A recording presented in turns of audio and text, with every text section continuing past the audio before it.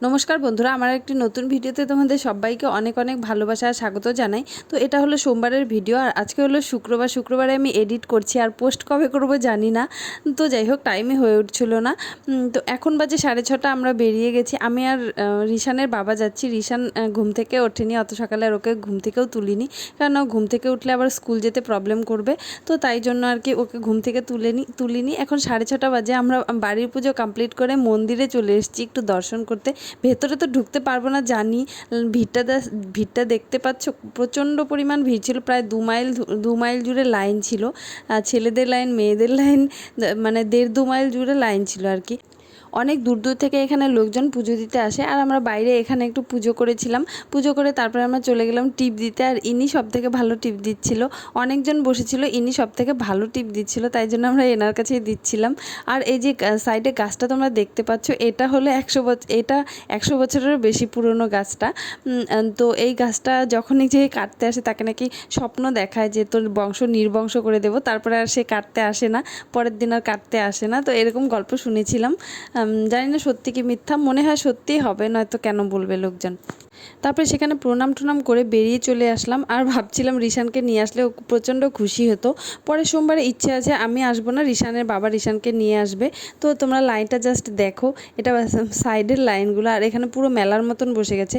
তারপরে আমরা পাশে একটা খামার বাড়ি বলে একটা জায়গা ছিল, মানে একটা কটেজের মতন আছে, সেখানে আর কি লোকজন বাইরে থেকে আসলে থাকে।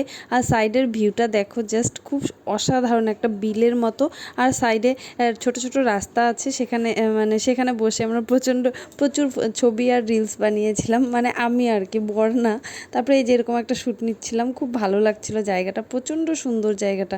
প্রথমে আমার বর এখানে আসতে চাচ্ছিল না, মানে আমি ছবিতে দেখেছিলাম অনেকে ছবি টবি পোস্ট করে এখান থেকে। তো আমি বললাম চলো যাই। তো প্রথমে ও আসতে চাচ্ছিল, তারপরে এই জায়গাটা দেখে ও ছেলেকে খুব মিস করছে।